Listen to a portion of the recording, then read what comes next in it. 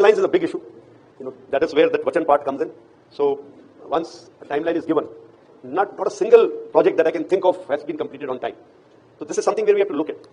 Indian വ്യോമസേനയുടെ വളരെ പ്രധാനപ്പെട്ട അപ്ഡേറ്റ്. ഇന്ത്യൻ വ്യോമസേനയുടെ ചീഫ് ഓപ്പറേഷൻ സിന്ധൂറിന്റെ വിജയത്തിന് ശേഷം നമ്മുടെ പക്കലുള്ള വളരെ പ്രധാനപ്പെട്ട ഒരു പ്രശ്നത്തെക്കുറിച്ച് സംസാരിച്ചു. പ്രത്യേകിച്ച് AMCA പ്രോഗ്രാം അതൊരു 5ാം തലമുറ യുദ്ധവിമാനം അല്ല എന്നുള്ളതും സമൂഹ മാധ്യമങ്ങളിലൂടെയും മറ്റുള്ളവരുടെ മുൻപിലും അദ്ദേഹം തുറന്നു പറഞ്ഞു. ഇതിനെക്കുറിച്ച് കൂടുതൽ വിശദമായി ഈ ഒരു വീഡിയോയിലൂടെ അറിയാം.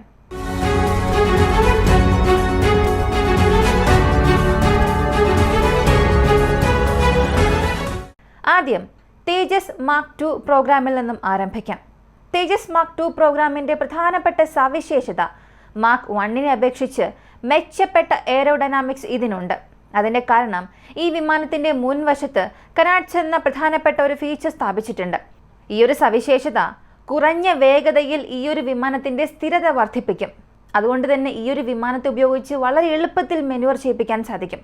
അടുത്തതായി ഈ വിമാനത്തിന്റെ മധ്യഭാഗത്തെ ഫ്യൂസ്ലേജിന്റെ വലിപ്പം വർദ്ധിപ്പിച്ചിട്ടുണ്ട്. അതുപോലെ തന്നെ അതിന്റെ ചിറകുകളുടെ സൈസും വർദ്ധിപ്പിച്ചിട്ടുണ്ട്.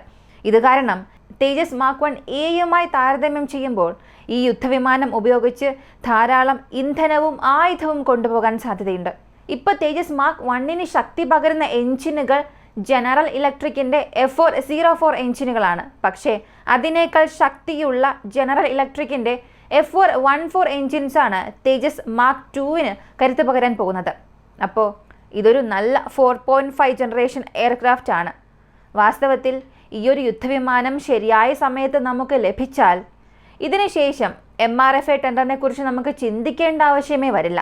അപ്പോൾ ഈ MRFA ടെൻഡറിനെ പൂർണ്ണമായും നശിപ്പിക്കാൻ കഴിയുന്ന ഈ വിമാനത്തിന്റെ രൂപരേഖ DRDO വെളിപ്പെടുത്തിയിരിക്കുകയാണ്. ഈ വിമാനത്തിന്റെ ഏറ്റവും പ്രധാനപ്പെട്ട ആയുധങ്ങൾ ഇവയൊക്കെയാണ്. ആദ്യത്തേത് ഗ്രൗണ്ട് അറ്റാക്ക് പ്രിസിഷൻ ഗൈഡഡ് എമിനേഷൻസ്. ഇതിനെക്കുറിച്ച് നമ്മൾ ഇതിനകം പലതവണ ചർച്ച ചെയ്തിട്ടുണ്ട്. ഒരു തരത്തിലുള്ള മാർഗനിർദ്ദേശവും ഇല്ലാത്ത ഒരു ഡം ബോംബ്, അതായത് 2ാം ലോക മഹായുദ്ധത്തിൽ ഉപയോഗിച്ച ബോംബുകളിലെല്ലാം ഒരു ചെറിയ കിറ്റ് ഉപയോഗിച്ച് അത് വിമാനത്തിൽ നിന്നും താഴേക്ക് അയച്ച ശേഷം അത് ഗ്ലൈഡ് ചെയ്ത് ശത്രുക്കളുടെ മേൽ വർഷിക്കും. ഇങ്ങനെ ഒരു തന്ത്രമായിരുന്നു റഷ്യൻ സാഹസം ഉപയോഗിച്ചിരുന്നത്.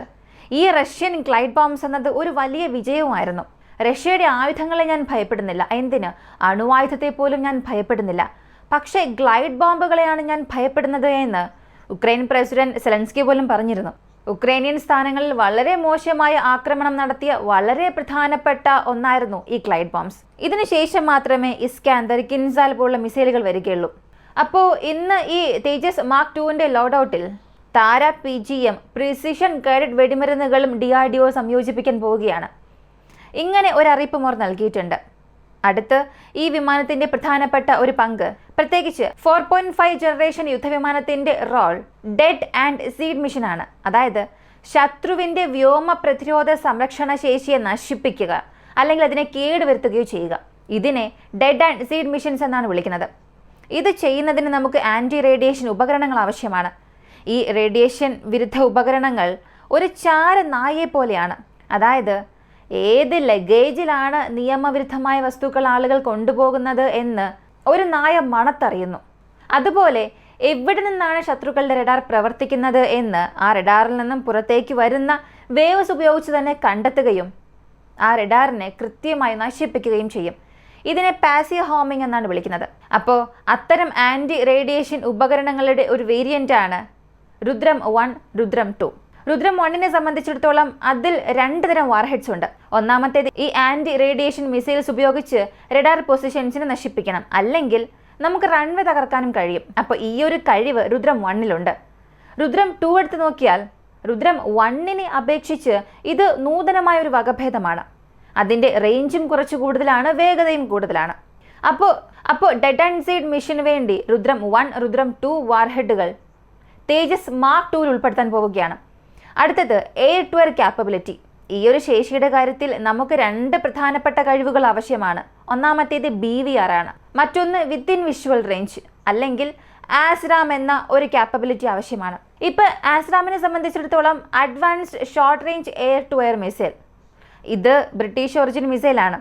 ഇത് വളരെ ഉയർന്ന വേഗതയിൽ പറക്കാൻ കഴിയും. അതേസമയം യുദ്ധവിമാനങ്ങൾ സമീപത്തുള്ളപ്പോൾ ചിലപ്പോൾ തോക്കുകൾ ഉപയോഗിച്ച് ആ യുദ്ധവിമാനങ്ങൾ വെടിവെച്ച് വീഴ്ത്താൻ സാധിക്കും. എന്നിരുന്നാലും നമ്മുടെ ഈ ആധുനിക കോമ്പാക്റ്റിൽ ചെന്നിട്ട് തോക്ക് ഉപയോഗിച്ച് വെടിവെക്കേണ്ട ഒരാവശ്യമില്ല. നമ്മുടെ കൈവശം ആയുധങ്ങളുണ്ട്.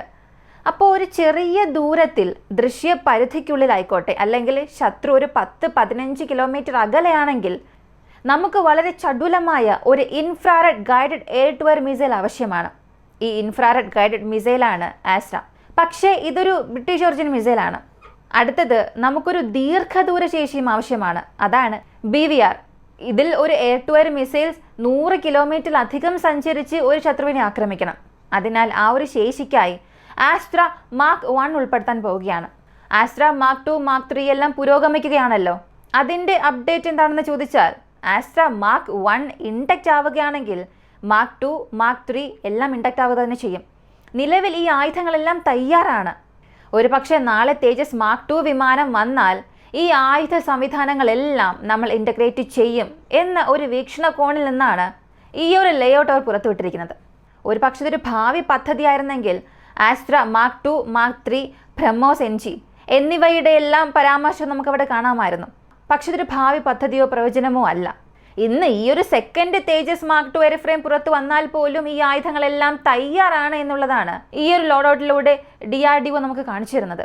അടുത്തത് ക്യുക്ക് റക്സ. എന്നത് ആൻറ്റി എയർഫീൽഡ് വെപ്പണാണ്. പൊതുവെ ശത്രുവിൻ്റെ റൺവേ ആക്രമിച്ചാൽ അത് നമുക്കൊരു വലിയ നേട്ടം തന്നെ നൽകും. കാരണം ശത്രുവിൻ്റെ യുദ്ധവിമാനങ്ങൾക്ക് ആ പ്രത്യേക വ്യോമതാവളത്തിൽ നിന്നും പിന്നെ പ്രവർത്തിക്കാൻ സാധിക്കില്ല. കേടുപാടുകൾ അനുസരിച്ച് അത് നന്നാക്കാൻ കുറച്ച് മണിക്കൂറുകളോ ദിവസങ്ങളോ എടുക്കും. അപ്പോൾ ആ ഒരു എയർഫീൽഡിലെ എല്ലാ എയർഫ്രെയിമുകളും കുറച്ച് ദിവസത്തേക്കോ അല്ലെങ്കിൽ കുറച്ച് മണിക്കൂറത്തേക്കോ, ഇനി 2-3 സ്ക്വാഡ്രൺ ഉണ്ടെങ്കിൽ കൂടിയും അവർക്ക് അവിടെ പ്രവർത്തിപ്പിക്കാൻ സാധിക്കില്ല. ആ വിമാനങ്ങളെ അവിടെ നിന്നും ടേക്ക് ഓഫ് ചെയ്യാൻ സാധിച്ചാൽ മാത്രമേ അടുത്തുള്ള വ്യോമതാവളത്തിലേക്ക് അതിനെ കൊണ്ടുപോകാൻ പോലും കഴിയുകയുള്ളൂ. പക്ഷെ അതിന് ടേക്ക് ഓഫ് ചെയ്യാൻ കഴിയാത്ത രീതിയിൽ ആ റൺവേയെ നമ്മൾ നശിപ്പിക്കുകയാണെങ്കിൽ നമുക്കതൊരു വലിയ നേട്ടം തന്നെയാണ്. പക്ഷേ റൺവേ ക്ലിയർ ചെയ്യാനും നമുക്കൊരു പ്രത്യേക ആയുധങ്ങൾ ആവശ്യമാണ്. സ്പെഷ്യലൈസ്ഡ് വെപ്പൺസ് ആവശ്യമാണ്. അതാണ് സ്മാർട്ട് ആൻറ്റി എയർഫീൽഡ് വെപ്പൺ. ഇത് DRDO നിർമ്മിച്ച ഒരു ആയുധമാണ്. ഈ ആയുധം കൃത്യതയോടുകൂടി നയിക്കപ്പെടുന്ന ഒരു ഗ്ലൈഡ് ബോംബ് കൂടിയാണ്. ശത്രുവിൻ്റെ ടാർഗറ്റിനെ കൃത്യമായി ഗ്ലൈഡ് ചെയ്തു പോയി ആക്രമിക്കാൻ കഴിവുള്ള ഒരു വെപ്പൺ, ഒരു ക്യാപ്പബിലിറ്റി ഇതിനുണ്ട്. ഇതിനെക്കൊണ്ട് ശത്രുക്കളുടെ റൺവേ, വിമാന ഷെൽട്ടറുകൾ, മറ്റേതെങ്കിലും എയർഫീൽഡ്, ഇൻഫ്രാസ്ട്രക്ചർ എന്നിവയെല്ലാം ആക്രമിക്കാൻ സാധിക്കും. അപ്പോൾ ഈ ഒരു ബോംബുകൾ ഒരൊറ്റ പൈലോണിലാകെ 4 എണ്ണം ഉണ്ടായിരിക്കും. അതായത് ഒരു യുദ്ധവിമാനത്തിൽ ധാരാളം ഹോട്ട് പോയിന്റ്സ് ഉണ്ട്. ഓരോ ഹോട്ട് പോയിന്റിലും ഓരോ മിസൈൽസ് അല്ലെങ്കിൽ വെപ്പൺസ് പ്ലാറ്റ്ഫോമും ഇൻഡക്റ്റ് ചെയ്യും. അങ്ങനെ ഒരൊറ്റ ഹോട്ട് പോയിന്റിൽ DRDO 4 ബോംബുകൾ സംയോജിപ്പിക്കുന്ന ഒരു സംവിധാനം നിർമ്മിച്ചിട്ടുണ്ട്. അപ്പോൾ ഈ DRDO ഏതൊക്കെ ആയുധങ്ങളാണ് സൃഷ്ടിച്ചതെന്നും നമ്മുടെ ഭാവി യുദ്ധവിമാനങ്ങൾക്ക് അവ തയ്യാറാണെന്നും ഇത് നമ്മെ കാണിക്കുന്നുണ്ട്. ഇനിയും ധാരാളം ആയുധങ്ങൾ വരാനിരിക്കുന്നു. Astra mark 2, mark 3, BrahMos NG തുടങ്ങിയ ആയുധങ്ങൾ ഇതുവരെയും ഇൻഡക്റ്റ് ചെയ്തിട്ടില്ല. അതിന് പുറമെ ബ്രഹ്മോസ് NGയേക്കാൾ വില കുറഞ്ഞ ഒരു വേരിയൻറ്റ് നമുക്ക് ആവശ്യമാണെന്നും പറഞ്ഞ് നിർമ്മൽ ക്രൂയിസ് മിസൈൽസിൻ്റെ പ്രോസസ്സും സ്റ്റാർട്ട് ചെയ്തിട്ടുണ്ട്. അപ്പോൾ ഇത്തരം ആയുധങ്ങളെക്കുറിച്ച് പറയാതെ ഇപ്പോൾ ഞങ്ങളുടെ പക്കൽ ഇത്രയേറെ ആയുധങ്ങൾ തയ്യാറായി നിൽപ്പുണ്ട് എന്ന് DRDO കൺഫേം ചെയ്തിട്ടുണ്ട്. ഇതൊരു വലിയ നേട്ടം തന്നെയാണ്. ഈ ഒരു ലോഡൌട്ടിൽ നമ്മൾ തേജസ് മാർക്ക് 1 ഉപയോഗിക്കുകയാണെങ്കിൽ നമുക്ക് പിന്നെ MiG-21s ആവശ്യമില്ല, ജാഗ്വാർ ആവശ്യമില്ല, മിറാഷ് 2000s ആവശ്യമായി വരില്ല. എന്തിന്, നമ്മുടെ റഫേൽ, സുഖോയ് Su-30s MKസിലുള്ള ആ ഒരു ലോഡ് പോലും നമ്മുടെ തേജസ് മാർക്ക് 2 കൊണ്ട് നമുക്ക് ഷെയർ ചെയ്യാൻ കഴിയും. ആ യുദ്ധവിമാനങ്ങളെ കൂടുതൽ ഉപയോഗിക്കാതെ പുതിയ എയർ ഫ്രെയിമുകളായ ഇത് ഉപയോഗിക്കാൻ സാധിക്കും. DRDO അത്രയും കഴിവുള്ളൊരു ലോഡൌട്ടാണ് നൽകിയിട്ടുള്ളത്. ഇതിൽ DRDO സൃഷ്ടിച്ച AESA റഡാർസും ഫ്ലൈറ്റ് കൺട്രോൾ സിസ്റ്റംസും ഉൾപ്പെടും. അപ്പോൾ DRDO അത്രയും പ്രാപ്തിയുള്ള ഒരു ആയുധ ആവാസ വ്യവസ്ഥയാണ് സൃഷ്ടിച്ചിരിക്കുന്നത്. എന്നാൽ ഈ DRDOയിലെ അധികാരികൾ ഇന്ത്യൻ മിലിറ്ററി ഇൻഡസ്ട്രിയൽ കോംപ്ലക്സിനെ കുറിച്ചൊക്കെ ഇന്ത്യൻ എയർ ചീഫ് മാർഷൽ പറയുന്നത് തികച്ചും വ്യത്യസ്തമാണ്.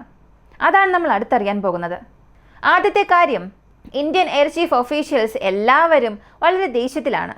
വ്യോമസേന പ്രവർത്തിക്കണമെങ്കിൽ ആയുധങ്ങൾ വിതരണം ചെയ്യുന്ന കമ്പനികൾക്കും ഇന്ത്യൻ വ്യോമസേന മേധാവികൾക്കും ഇടയിൽ ഒരു വിശ്വാസം ഉണ്ടായിരിക്കണമെന്ന് അവർ തുറന്നു തന്നെ പറയുന്നുണ്ട്. പക്ഷേ ആ വിശ്വാസം കമ്പനികൾ കൃത്യസമയത്ത് ആയുധങ്ങൾ എത്തിച്ചു കൊടുത്താൽ മാത്രമേ അത് ശരിയാവുകയുള്ളൂ. വൈകിയാൽ ആ വിശ്വാസം നഷ്ടമാകും. ഇങ്ങനെയും അദ്ദേഹം പറഞ്ഞു. രണ്ടാമത്തെ കാര്യം, AMCA പ്രോഗ്രാമിനെ കുറിച്ച് പറയുമ്പോൾ AMCA പ്രോഗ്രാം 5ാം തലമുറ യുദ്ധവിമാനം എന്നൊക്കെ പറയുന്നുണ്ട്. പക്ഷേ ആ യുദ്ധവിമാനം വരുമ്പോൾ ശത്രുവിൻ്റെ കഴിവുമായി അത് പൊരുത്തപ്പെടണം. അതിനാൽ ഇന്ത്യൻ എയർ ചീഫ് മാർഷലിൻ്റെ അഭിപ്രായം അനുസരിച്ച് AMCA 5ാം തലമുറ യുദ്ധവിമാനമാണെന്ന് നമുക്ക് സ്ഥിരീകരിക്കാൻ കഴിയില്ല. ഒരുപക്ഷെ അതൊരു 5ാം തലമുറ യുദ്ധവിമാനമായിരിക്കാം, അല്ലെങ്കിൽ അത് 5.5, അതുമല്ലെങ്കിൽ 6ാം തലമുറ യുദ്ധവിമാനമായിരിക്കും. ഇതിനെക്കുറിച്ച് നമ്മൾ ഇതിനകം ഒരു വീഡിയോയിലൂടെ സംസാരിച്ചതാണ്. ഇന്ത്യൻ വ്യോമസേനയുടെ അഭിപ്രായത്തിൽ ശത്രുവിൻ്റെ കഴിവുകളെ നേരിടുക എന്നുള്ളതാണ് AMCയുടെ ലക്ഷ്യം. അടുത്തതായി ഈ നാവികസേനയെയും സൈന്യത്തെയും കുറിച്ച് ഇന്ത്യൻ എയർ ചീഫ് മാർഷൽ പറഞ്ഞത്, ഇന്ത്യയുടെ നിലവിലുള്ള നിലപാടെന്നത് നാവികസേനയെ വളരെ വേഗത്തിൽ വളർത്തുക എന്നതാണ്. Indians are becoming sea fires എന്ന രീതിയിലുള്ള ഒരു പ്രസ്താവനയാണ് അദ്ദേഹം പറഞ്ഞത്. ഇതിൻ്റെ അർത്ഥം ഇതാണ്. അപ്പോൾ ഇന്ത്യൻ നാവികസേനയ്ക്ക് ഇത്രയേറെ ബജറ്റുകൾ നൽകുകയും നിരവധി അപ്ഡേറ്റുകൾ നടത്തുകയും നിങ്ങൾ ചെയ്യുന്നുണ്ട്. അപ്പോൾ നിങ്ങൾ ഇന്ത്യൻ വ്യോമസേനയെയും ശരിയായി തന്നെ പരിഗണിക്കണം. നിങ്ങൾ അവരെ അവഗണിക്കുന്നത് ശരിയല്ല. ഇങ്ങനൊരു ഫ്രസ്ട്രേഷൻ അദ്ദേഹത്തിൻ്റെ ആ ഒരു സ്റ്റേറ്റ്മെൻറ്റിലൂടെ മനസ്സിലാകുന്നുണ്ട്. തുടർന്ന് അദ്ദേഹം പറഞ്ഞത്, ഇന്ത്യൻ വ്യോമസേനയുടെ പങ്ക് നാവികസേനയിലും കരസേനയിലുമുണ്ട്. ഓപ്പറേഷൻ സിന്ധൂർ എടുത്താൽ ഇന്ത്യൻ വ്യോമസേന എത്രമാത്രം പ്രവർത്തിച്ചു എന്ന് നമുക്ക് കാണാൻ കഴിയും. അതിനാൽ വ്യോമസേന എന്നത് ഒരു യുദ്ധയന്ത്രത്തിലെ വളരെ അത്യാവശ്യമായ ഒരു ഉപകരണമാണെന്നും ആ പ്രസ്താവനയിൽ കൂട്ടിച്ചേർത്തു. അവസാനമായി അദ്ദേഹം പറഞ്ഞത്, ഇന്ത്യയിൽ ഗവേഷണത്തിനും വികസനത്തിനുമുള്ള ധനസഹായം ശരിയായ സമയത്ത് നൽകുന്നില്ല എന്നതാണ്. പ്രത്യേകിച്ച് തന്റെ സിഖ് സമൂഹത്തെ പരാമർശിക്കുമ്പോൾ സിഖ് സമൂഹത്തിൽ തന്നെ ഒരു ആചാരമുണ്ട്. നമ്മുടെ ലാഭത്തിൻ്റെ 10% അടുത്ത് നമ്മുടെ ഗവേഷണത്തിനും വികസനത്തിനും വേണ്ടി നമ്മൾ നൽകണം. അതുപോലെ ഇന്ത്യ ഗവേഷണ വികസനത്തിനും ധനസഹായത്തിനും പിന്തുണ നൽകിയാൽ എല്ലാ പ്ലാറ്റ്ഫോമുകളും ശരിയായ സമയത്ത് ലഭ്യമാകുമെന്നും അദ്ദേഹം പറഞ്ഞു. ഇപ്പോൾ നിങ്ങൾക്കൊരു ചോദ്യം വരാം, അങ്ങനെയാണെങ്കിൽ ഈ പ്ലാറ്റ്ഫോമുകളൊന്നും നമുക്ക് ശരിയായ സമയത്ത് ലഭ്യമാകുന്നില്ലേ എന്ന്. ഇതിനെക്കുറിച്ചും അദ്ദേഹം അടുത്ത് പറയുന്നുണ്ട്. ഈ ഒരു പാർട്ട് എന്നത് വളരെ വളരെ പ്രധാനപ്പെട്ട ഒന്നാണ്. ഇപ്പോൾ ഞാൻ പറയാൻ പോകുന്ന ഈ ഒരു പാർട്ട് എന്നത് വളരെ വളരെ ആശങ്കാജനകമാണ്. ഇതൊരു മുന്നറിയിപ്പ് സൂചനയാണ്. ഇന്ത്യയിൽ ഏതൊരു പ്ലാറ്റ്ഫോം ശരിയായ സമയത്ത് ഡെലിവറി നൽകുന്നില്ല എന്നാണ് അദ്ദേഹം പറഞ്ഞത്. ഇന്ത്യൻ വ്യോമസേനയെ സംബന്ധിച്ചിടത്തോളം ഞങ്ങൾ ഒപ്പിടുന്ന ഓരോ കരാറിലും ആ കരാർ പ്രവർത്തിക്കുകയേ ഇല്ല. ഇതിൽ നിന്ന് പ്രോഡക്റ്റ് ഒന്നും വരില്ല എന്ന് ഞങ്ങൾക്ക് തന്നെ അറിയാം എന്നിരുന്നിട്ടും ഞങ്ങൾ സൈൻ ചെയ്യുകയാണ്. ഇതാണ് ഇപ്പോഴുള്ള സ്ഥിതി എന്നും അദ്ദേഹം പറഞ്ഞു. അദ്ദേഹത്തിൻ്റെ പ്രസംഗം പൂർത്തിയാക്കുമ്പോൾ അദ്ദേഹം പറഞ്ഞ ഒരു അഭിപ്രായം, ഇന്ത്യയിൽ ഗവേഷണ വികസന ധനസഹായം വർദ്ധിപ്പിക്കണം. ഇന്ത്യയിലെ എഞ്ചിനീയർമാർക്ക് കൃത്യമായ ശമ്പളം നൽകണം. കാരണം നമ്മൾ അവർക്ക് കൃത്യമായ ശമ്പളം നൽകിയാൽ മാത്രമേ ധാരാളം ശാസ്ത്രീയ പരിജ്ഞാനമുള്ള ആളുകൾ നമ്മുടെ ഇന്ത്യൻ കമ്പനികളിൽ വന്ന് ജോലി ചെയ്യുകയുള്ളൂ.